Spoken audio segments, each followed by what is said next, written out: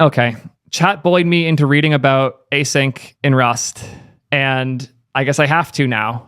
Async. What is blocking? The async await feature in Rust is implemented using a mechanism known as cooperative scheduling, and this has some important consequences for people who write asynchronous Rust code. The intended audience for this blog post is new users of async Rust. I guess I'm not intended. It is what it is. I'll be using the Tokyo runtime for the examples, but the point raised here applies to any asynchronous runtime. If you remember only one thing from this article, this should be it. Async code should never spend a long time without reaching an await. Interesting take. Blocking versus non-blocking code. The naive way to write an application that works on many things at the same time is to spawn a new thread for every task. If the number of tasks is small, this is a perfectly fine solution. But as the number of tasks becomes large, you will eventually run into problems due to the large number of threads. There are various solutions to this problem in different programming languages. My favorite solution here is to just use Beam in the Erlang VM. That's my personal solution when we're getting to this level of concurrency, but we're not talking about Elixir for once. Let's dive in here. There are various solutions to the problem in different languages, but they all boil down to the same thing. Very quickly swap out the currently running task on each thread such that all of the tasks get an opportunity to run. In Rust, the swapping happens when you await something. Interesting. When writing async Rust, the phrase blocking the thread means preventing the runtime from swapping the current task. This can be a major issue because it means other tasks on the same runtime will stop running until the thread is no longer being blocked. To prevent this, we should write code that can be swapped quickly, which you do by never spending a long time away from an await.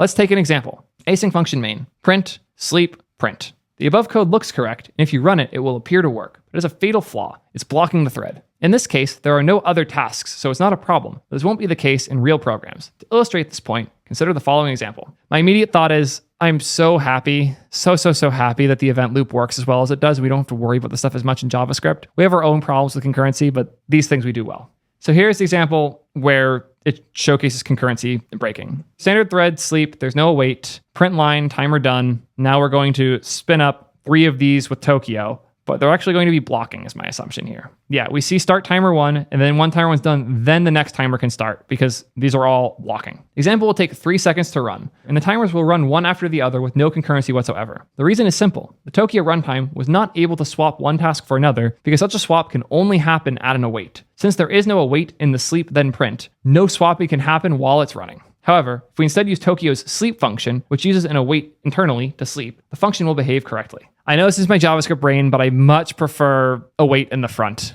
Fine. The point here is that execution can actually be paused at this point, rather than having to wait for it to finish before the next thing could start. And now we see all the timers start, and then they all complete after. Cool. The code runs in just 1 second and properly runs all 3 functions at the same time as desired. Be aware that it is not always this obvious. By using Tokyo's join function, all 3 tasks are guaranteed to run on the same thread. If you replace it with Tokyo spawn and use a multi-threaded runtime, you will be able to run multiple blocking tasks until you run out of threads. The default Tokyo runtime spawns 1 thread per CPU core, and you will typically have around 8 cores. This is enough that you can miss the issue when testing locally, but also sufficiently few that you will very quickly run out of threads when running the code for real. To give a sense of scale of how much time is too much, a good rule of thumb is no more than 10 to 100 microseconds between each await. That said, this depends on the kind of application you are writing. I will say this is very, it is weird to give advice on this. This feels like, how big should your React component be, or how many lines should your function be? These are the types of convos I go out of my way to stay outside of because I don't have strong opinions on them. And I don't fucking care. Just do the thing that makes sense for you. Be cognizant of this. Be aware of how many cores and how many threads are available to you on the platforms you are targeting, and think more about how to thread around that. But I don't like the idea of rules of thumb for these types of things. What if I want to block though? Also, really good point. Sometimes we just want to block the thread. That's completely normal. There are 2 common reasons for this, like an expensive CPU-bound computation, as well as synchronous I/O. In both cases, we're dealing with an operation that prevents the task from reaching an await for an extended period of time. To solve this issue, we must move the blocking operation to a thread outside of Tokyo's thread pool. There are 3 variants of this. One of these is using the Tokyo task spawn blocking function. One's the rayon crate, and one is spawning a dedicated thread with standard thread spawn. I've seen multiple people cite this rayon crate, so that seems to be a pretty well appreciated solution. Cooper just made a fair rephrasing here that I think is a good call out, which is that a better question here is, how long is it okay to block the main thread? If it's your only thread, probably bad. If you have a lot of threads, it might not matter as much. As long as you're architecting other things where having your main thread blocked isn't blocking other threads from spinning up. But these are things you need to think about. Unless you're using Elixir, then it just kind of goes brr. So let's go through each of these solutions to see where they should be used. First one is spawn blocking. The Tokio runtime includes a separate thread pool specifically for running blocking functions. I don't love the idea of having separate threads for something like this. This is a little more than I would want to think about my async stuff. I'm just so spoiled by Elixir, just like gen server go burr. And you can spawn tasks on it using the spawn blocking call. This thread pool has an upper limit of around 500 threads, so you can spawn quite a lot of blocking operations on this thread pool. What do you mean by around 500 threads? And what happens when you go over that limit?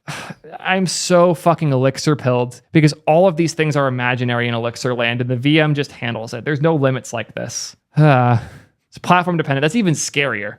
Since the thread pool has so many threads, it is best suited for blocking I/O, such as interacting with the file system or using a blocking database library like Diesel. The thread pool is poorly suited for expensive CPU-bound computations, since it has many more threads than you have CPU cores on your computer. CPU-bound computations run most efficiently if the number of threads is equal to the number of cores. That said, if you only need a few CPU-bound computations, I wouldn't blame you for running them on spawn blocking, as it is quite simple to do. Fair. And here we see the spawned blocking task, Tokio task spawn blocking, and it's a print. Then we unwrap it later to get our results. And if the blocking task panicked, then the unwrap here will propagate the panic. Cool. The Rayon Crate is a well-known library that provides a thread pool specifically intended for expensive CPU-bound computations, and you can use it for this purpose together with Tokio. Unlike spawn blocking, the Rayon thread pool has a small maximum number of threads, which is why it's suitable for expensive computations. I really don't love having to think this much about thread pools, but I get if you want to, this is a great way to do it. We will use the sum of a large list as an example of an expensive computation, but note that in practice, unless the array is very, very large, just computing a sum is probably cheap enough that you can do it directly in Tokio. I know I was giving a shit earlier, but the realistic tone of this article is nice, where I feel like most of the time I read things about Rust, it's very deep in the nitty gritty of the world of perfect, which I like to avoid. And I don't love the generalizations, but it makes this much more digestible, where other articles covering these things are less so. The main danger of using Rayon is that you must be careful not to block the thread while waiting for it to complete. To do this, you have to combine Rayon spawn with Tokio sync one-shot, like the following. So here we spawn move with let mutation sum is 0. For number in numbers, we increase sum by the numbers. So this is, we pass it in a list of numbers, we sum them, and then we send the sum on the send. I like the send.send, but fine. This is just how we named it here. Is send.send actually how people usually write this? Please tell me send.send is not how people actually write this. No? I know it was defined in the first line, but I wouldn't have named that send. Looks like a lot of people do that. I hate that syntax. Okay, idle send.send is a little better, but send.send, no, I hate that. I hate that. I'm picky about naming, but I get it. And then we wait for the Rayon task after that. Receive.await, we're expecting a panic in Rayon spawn. Okay. But then here is the Tokio main function where we create the vector that we're actually doing the sums for, and then we pass the parallel sums array over and await the result. Okay, this uses the Rayon thread pool to run the expensive operation. Be aware the above example uses only one thread in the Rayon thread pool per call to parallel sum. This makes sense if you have many calls parallel sum in your application. It's also possible to use Rayon's parallel iterators to compute the sum on several threads. You can Rayon prelude, spawn task, compute the sum on multiple threads, nums par iter. What does that do?